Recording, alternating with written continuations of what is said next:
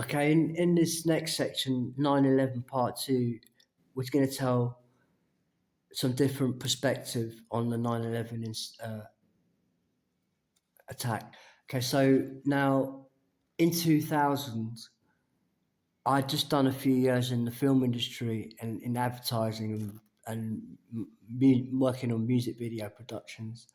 I was doing sculpture, set dressing, working with directors and production managers. And I was working with some very good company directors at Shepperton Studios who are millionaires and stuff. And I did some, I showed them my folder, I showed them my artwork, and they know me and they know my artwork. And I did some recent artwork as well, so I showed them all that. And they really loved it. And there was a big, the whole crew at the Shepperton Studios really liked my artwork, and they were calling me one of the best artists there. And that's a real compliment because the film world, or our crew, there were a whole load of good artists there, very good they were. And wasn't old then, I was, young, 28.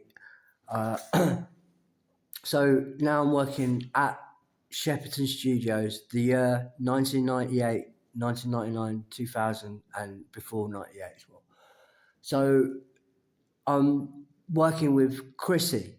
Chrissy is a Disney woman. She's a big person in the Disney world. Not anymore. Not Disney's all changed now, but it used to be the genuine Disney, and Chrissy is a central figure. Actually, Mary Poppins is playing Chrissy's part, and it's a true story. Mary Poppins. It's a dialogue in with that dabbles with real life facts. Mary Poppins. Okay, so and it's also a kind of an MI5 film as well in some ways, like King Kong was, and like the Wizard of Oz is also an MI5 film telling America what America needs to do to get away from doom that has approached us now in the 2000.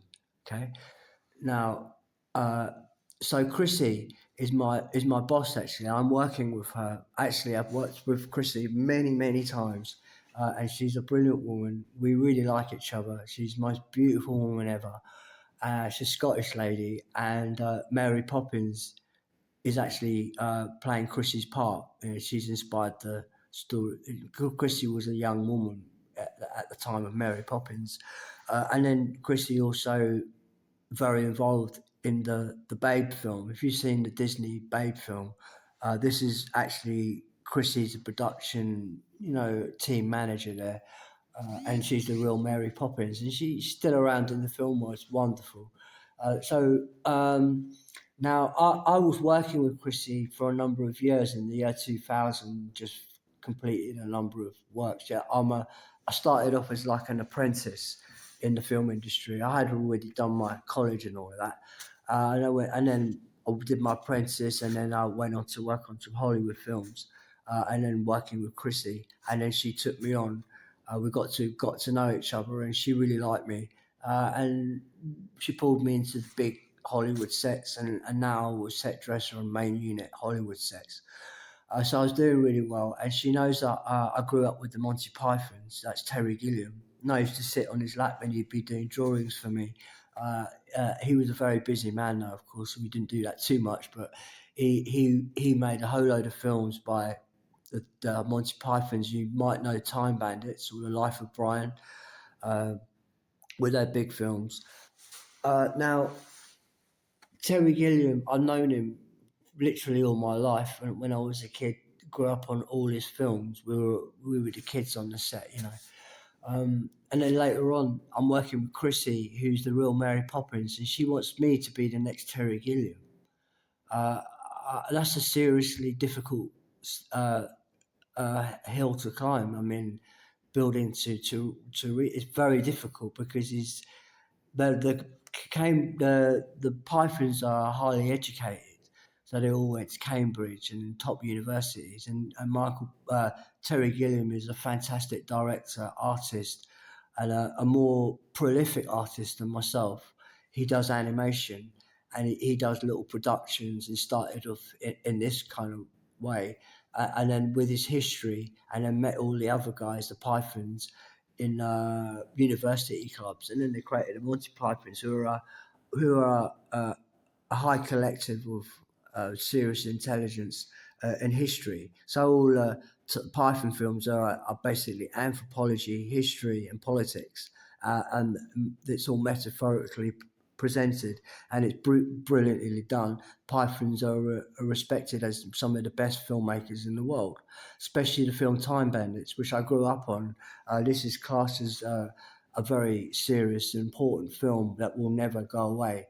A bit like The Wizard of Oz is an evergreen. It will never go away.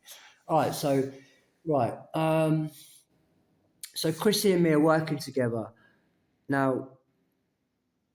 She We have been spied on by Judge Charlton. He's got a multi-bugging system around me, so he doesn't like he's the punks. He can't stand Mary Poppins. Okay, we all know that straight away. All right, so what does Sid Vicious think of Mary Poppins? Who's actually a Scottish woman and a team manager of art department, and she's extremely well liked, a very popular woman. She knows people in the music business, and she knows Woody Allen, all the famous stars. She knows them all, right? And Sid Vicious hates her, right? Sean Connery loves her, all right. Woody Allen loves her. Woody Allen wanted to marry Chrissy. Okay, she's had proposals from all over the place in the film world from famous actors, right? So all the people, she knows a whole load of them.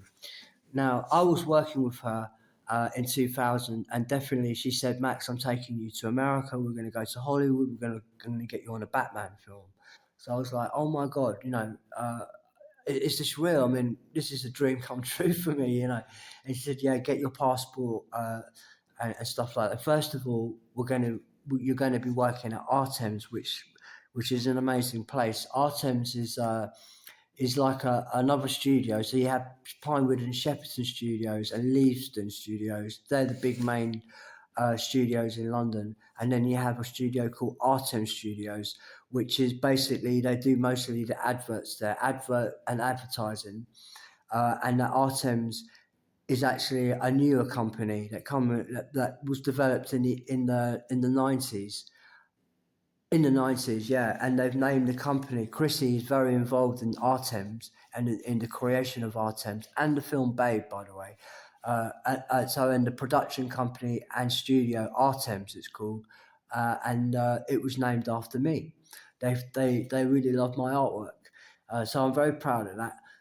And so me and Chrissy worked. So Chrissy's the boss at Artems, and it's a very renowned place. Artems is known as the biggest special effects company in the world. All right, so they do a lot of the Henson stuff and Henson films. They do all the advertising, all the complicated visuals and special effects needed for Hollywood films are done also at Artems, which is basically a very serious centre. I mean, I've worked there a few times. Their lathe, they've got a lathe there. Well, we use lathes in the film industry all the time, but the lathe at the Artems is worth about £1,000,000, and it's all computerized. Now I couldn't use it, but I'm an artist. We don't use lathes, but the engineers do. And this lathe is first of all, it's huge, and it's worth over £1,000,000. So there you go. And everything else there is very, very high tech. They have only the very best artists working there. I know the head artist there. He's seen my artwork too, and he wanted me to become his apprentice there. But I ended up going to work with Chrissy, who's Mary Poppins, and she's taken me to America very soon. And this was in 2000, the year 2000. And then Judd, who's spying on us, who's Sid Vicious, the punk community, and AC Me Demolition. And then there's this cyber attack. The question is, are they attacking Terry Gilliam, Chrissy, and myself? And so the answer is yes, they are as well. Right, Chrissy, a lovely woman, was setting me up to be the next Terry Gilliam. I know this is a bit too much for people to listen to because Terry Gilliam is renowned, one of the best directors in the world. So I would never say I'm the next Terry Gilliam, not in a million years, because he's a genius. I really respect what he does. I have a load of respect for all the Pythons. Terry Jones is a phenomenal writer. His films are phenomenal too. I love Michael Palin. All the Pythons are all amazing people in their own right. So Chrissy was fancying me as the next Terry Gilliam as a 27-year-old, and she was now taking me to America, and I was going to be the next Terry. This is what, and now Judd, if you, we know more about Judd, and Judd also knows Terry Gilliam. Terry Gilliam knows Judd, and that Judd hates Terry Gilliam. Judd hates the film world. Judd hates uh, anything to do with I don't know, so anything that walks. I mean, it's odd. It's completely odd. I mean, don't ask me to totally understand him. I can't. You need a serious pathologist to get involved in that, a brain analysis and all types of stuff. He's very unwell, sick as a bone, and he doesn't like Terry Gilliam. And guess what happened on 2001? Over and out. Okay, so why is Terry Gilliam hated in America or in general? Why has he got any hate aimed at him? Why? Well, first of all, he's the best director and considered one of the best directors in America. He's up there with George Lucas, Ridley Scott, so many people, Aliens film, Star Wars. Okay, so why would anybody attack somebody like Terry Gilliam? It's because Terry specifically supported the middle and working classes that are being totally ripped off right now, for centuries actually. The film Time Bandits goes right back to the Titanic, goes back to the Roman times, the Greek times.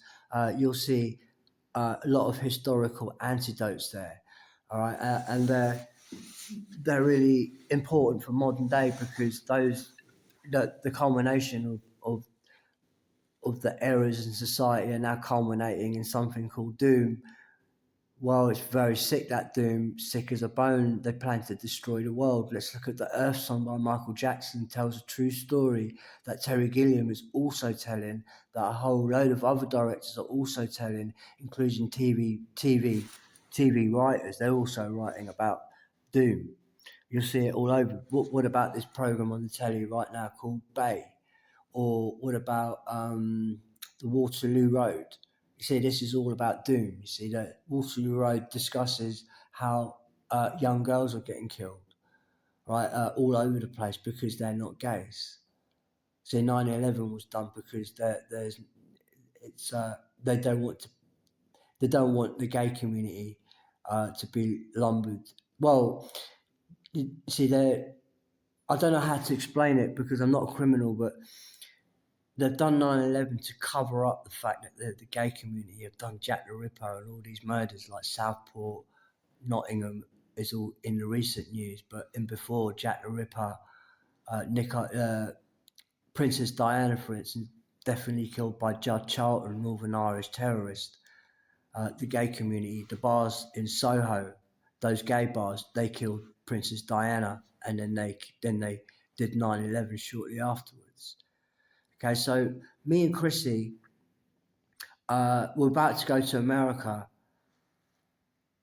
and work on a Batman film, and I knew Princess Diana was in and around the Shepperton Studios, and she knew about me. She heard about me, the artist there, one of the artists. Not sorry, there are hundreds of artists there, but one of the artists there, and she got to hear about me. She then wanted to find out more, and she found out more, and then now she wants to meet me. I'm very incredibly lucky, and then she can't meet me because it's too complicated. But then she says she wants to marry me because she likes me so much. I'm really, really lucky. I'm incredibly lucky, and um, she wants to, but she can't meet me. She can't marry me, but she knows about me. She knows I'm being adopted by Chrissy, who is Mary, the real Mary Poppins, who is Mary Poppins.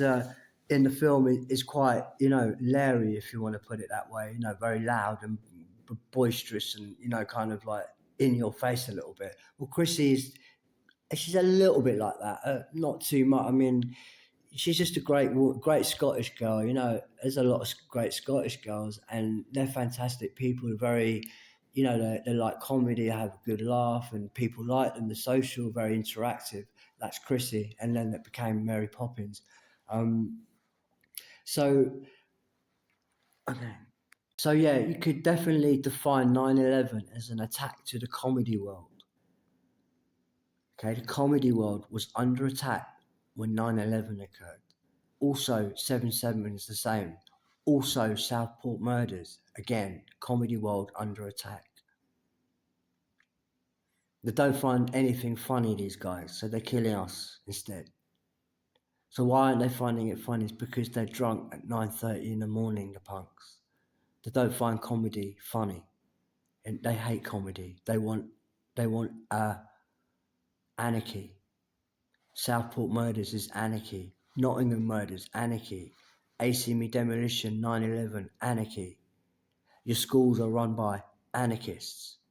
Okay, your pub landlords are all owned and run by anarchists that have done 9/11 and 7/7, blame Muslims and Pakistanis. No Muslims involved in 9/11. Absolutely no Pakistanis involved in 7/7.